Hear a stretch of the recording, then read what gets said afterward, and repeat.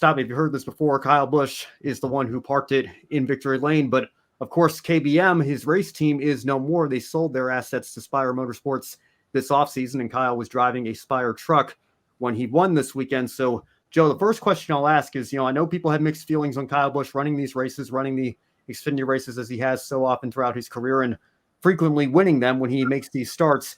Do you feel differently about his dominance now that he's no longer an owner? He's doing it in a Spire truck. Granted, it's, for all intents and purposes, the same equipment that he had last year, but does that change your mindset about how you feel about Kyle running these races at all? What changed my mind is not Kyle driving for essentially Spire, a different team, but as you said, it's the same outfit of what he had last year. What sort of changed in my mind with Kyle running it, and just in general, is what we talked about, essentially, you and Brandon last week, about the mess that was the Truck Series, the lack of veterans on the field.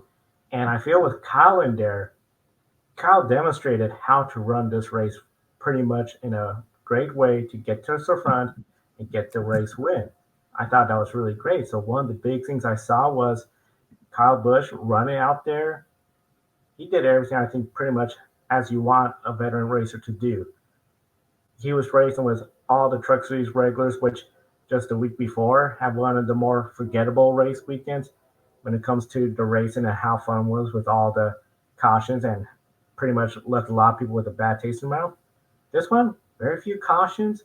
Handling was the big issue, and I think overall, I feel different that, hey, having Kyle Busch in these races, having more veterans from, even the Xfinity Series, but especially the Cup Series, like Kyle Busch, I'm thinking I'm trying to change my tone a little bit. I think it's one of those deals where that old saying, you don't realize you miss it until it's gone.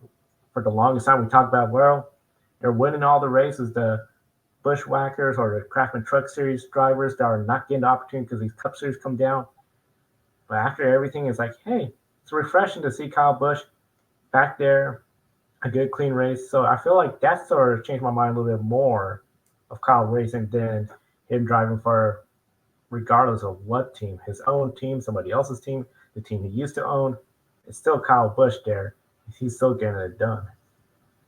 It really doesn't make much of a difference to me. I know that this was always the argument that people use, like, well, at least he's doing it in his own equipment, and maybe if Cup drivers are going to race in Xfinity trucks, maybe that should be one of the rules that they fulfill, is that they're doing it for a team that they own or that they have an equity in, whatever stake that they're competing in for the team that they're competing in, or at the very least. But when I think about Kyle Busch, obviously I said this on last week's show, I'm not going to budge on my general belief or consensus that Brandon and I have, that we still are not a huge fan of the practice, generally speaking. It's undeniable that it's better than it was 15, 20 years ago when you had, upwards of 15, 20 guys in some of these Busch Series races, and, maybe 5 or 10 in the trucks at any given time.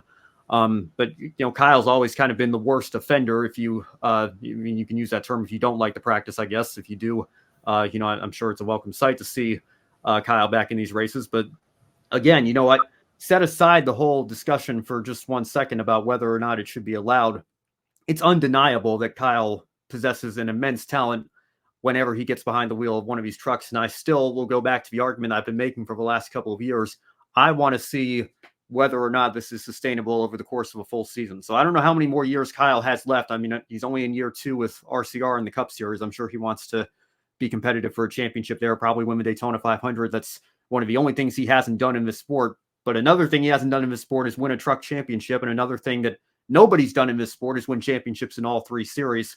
Kyle has a nationwide, at the time, championship in 2009. He's got 2 Cup Series championships. He could be the first driver to win titles in all 3 series, because clearly every time he gets in a truck, he is a threat to win.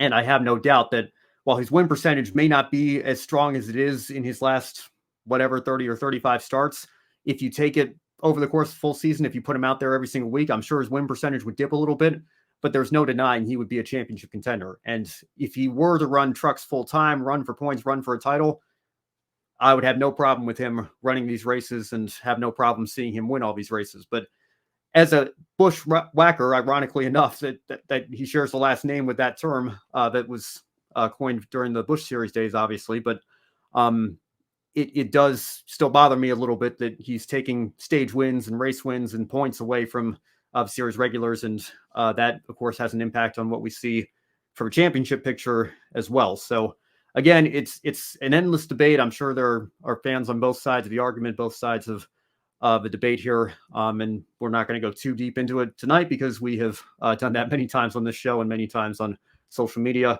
But there's not too much else to say when it comes to Kyle Busch because this is frequently the result. Every time he's on the entry list, he is a threat to park it in victory lane.